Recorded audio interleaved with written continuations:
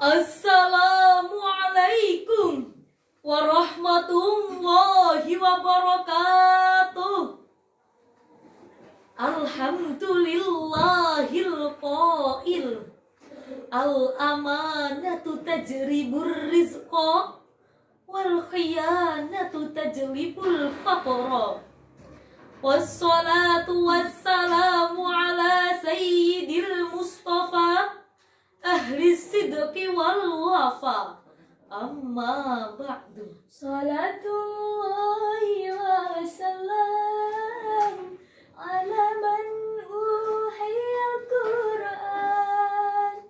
Salatullahi wa salam ala man uhiyal Qur'an, wa ahli baitil kiram wa sahbihi dawil Qur'an, wa ahli baitil kiram wa sahbihi dawil Qur'an. Dewan Hakim yang arif dan bijaksana dan hadirin yang berbahagia, berdamaian di atas kursi-kursi besar, keluhuran budi bagi orang-orang intelektual, berjas dan berdasi, ketentraman dalam menjaga rohani dan jasadi antara konglomerat dan kaum duafa merupakan cerminan bagi terciptanya negeri yang mendampak. Namun sangat disayangkan hadirin, menurut riset yang dimuat oleh US News, Indonesia menduduki urutan ke-30 dari 85 negara terkorup. Kenyataan ini tak lepas dari para pemimpinnya yang tak teguh dalam iman. Lalu, bagaimanakah Islam dalam menyikapi hal ini? Sebagai jawabannya, marilah kita simak bersama syarahan Al-Quran yang berjudul Kepemimpinan dalam Konsep Al-Quran. Sebagai rujukan, marilah kita renungkan firman Allah dalam Al-Quran Surah Al-Anfal ayat 27 sebagai berikut. A'udzubillahi minasyaitonirrajim.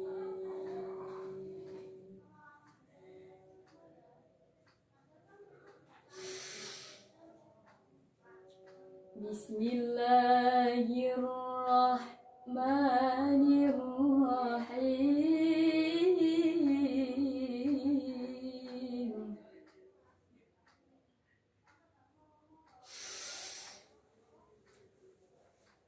Ya ayyuhalladzina amanu la takhunullah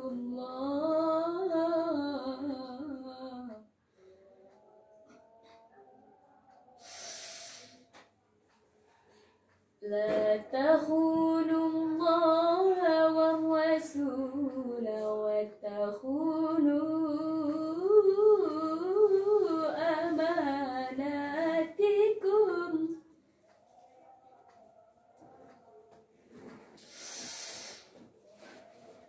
wa takhunu amanatikum wa antum ta'lamun.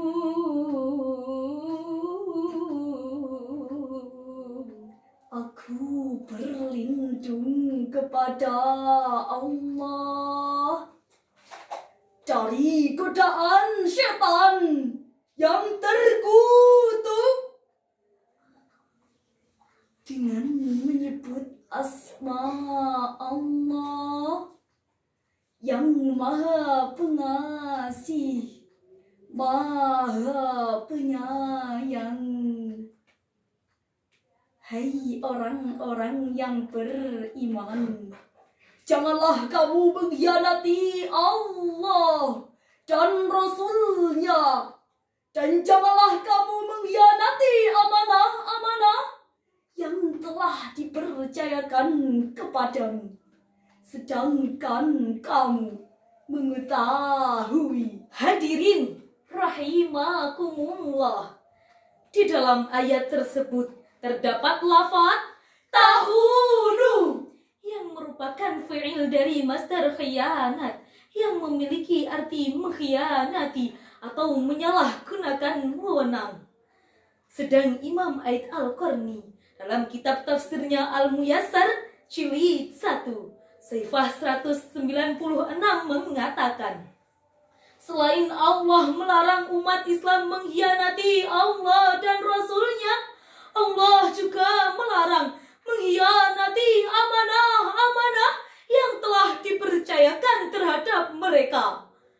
Akhir tahun 2022, tepatnya pada tanggal 29 September, Komisi Pemberantasan Korupsi Republik Indonesia mengemukakan bahwa ada 3 strategi memberantas korupsi yang disebut dengan Trisula Pemberantasan Korupsi, yakni pendidikan, pencegahan, dan penindakan. Namun tak dapat dipungkiri, di stasiun-stasiun televisi, di lembar-lembar koran setiap hari, di halaman berita internet terkini, masih banyak kita dapati berita-berita negatif dari dunia politik yang menyalahgunakan wewenang dalam bentuk praktik suap, korupsi, bahkan penggelapan dana milik rakyat. Kasus ini terungkap dalam Kompas.com 18 Januari 2023. Seorang kepala desa di kota Lumajang harus rela ditangkap Kejaksaan Kota Lumajang karena telah menyalahgunakan wewenang anggaran pendapatan dan belanja desa dengan nominal 178 juta rupiah. Dana yang cukup untuk memperbaiki puluhan rumah yang rusak akibat bencana alam yang melanda. Masya Allah. Lantas, bagaimanakah kelangsungan negeri kita ke depannya jika para pemimpinnya tak lagi bisa dijadikan tauladan? Para agnia, para pejabat sudah enggan memikirkan ketentraman rakyat. Pengabdian diri tak lagi menjadi awal dari niat. Akibatnya, the richer and the poor, yang kaya semakin kaya dan yang miskin menderita. Hal ini sangat menyimpang jauh dari syair lagu berikut ini. Bahagia negara aman sentosa, Berpedoman pada Quran Rasul Tuhan, seorang pemimpin yang teguh imannya, pada harta dunia tiada terlena. sayang jika semua hanya impian, Harapan tergantungkan pada pimpinan. sayang jika semua hanya impian, Harapan tergantungkan pada pimpinan. harapan tergantungkan pada pimpinan. Lantas hadirin, sesosok pemimpin seperti apakah yang bisa membawa negeri kita lebih sejahtera? Sebagai jawabannya, marilah kita renungkan firman Allah dalam Al-Quran Surah Ali Imran ayat 159 sebagai berikut. Fabima rahmatin minallahi linta lahum, walau kunta faddan ghalidhal qalbi lanfaddu min hawlik,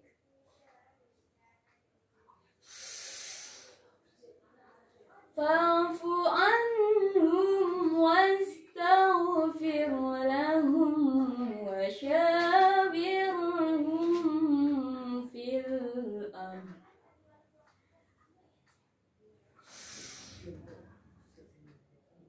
فإذا عزمت فتوكل على الله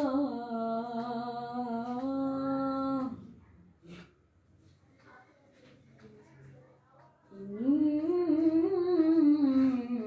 الله يحب المتوكلين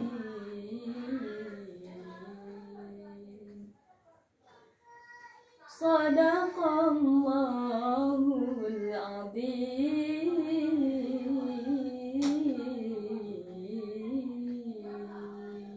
Maka disebabkan rahmat Allah lah, bersikap lemah lembutlah kamu terhadap mereka. Sekiranya kamu bersikap keras, berhati kasar, tentulah mereka menjauhkan diri dari sekelilingmu. Karena itu, maafkanlah mereka, mohonkanlah ampunan untuk mereka, dan bermusyawarahlah dengan mereka dalam urusan itu. Kemudian, apabila kamu telah membulatkan tekad, maka bertawakallah kepada Allah. Sungguh, Allah menyukai orang-orang yang bertawakal.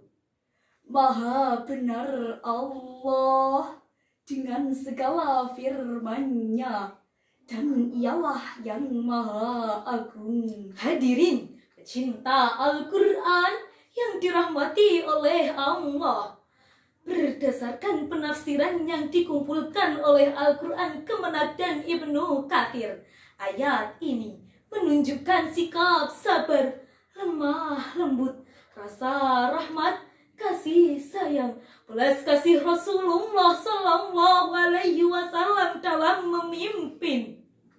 Sikap mulia ini juga diterangkan oleh Profesor Dr. Haji Abudin Nata MA dalam buku Studi Islam Komprehensif. Nabi Muhammad Sallallahu Alaihi Wasallam bersabda dalam kitab Sahih Muslim juz 1 Sahifah 125, "Ma min amrin yali amral muslimin summa lam yajhadu lahum wa yansahu illa lam yadkhul ma'humul jannah." Tidaklah setiap pemimpin yang menangani kaum muslimin tapi tidak berusaha semaksimal mungkin untuk menangani mereka dan memberikan arahan kepada mereka, kecuali dia tidak akan bisa masuk surga bersama kaum muslimin itu. Hadirin, sebelum kami tutup syarahan kami dari awal hingga akhir, dapat kita tarik kesimpulan. Yang pertama, suatu negara akan sejahtera apabila para pemimpinnya meneladani akhlak Rasulullah. Kedua, konsep kepemimpinan dalam Al-Quran merupakan upaya yang tepat untuk mensejahterakan bangsa. Syukran kathir ala ihtimaminkum jami'an. Wassalamualaikum warahmatullahi wabarakatuh.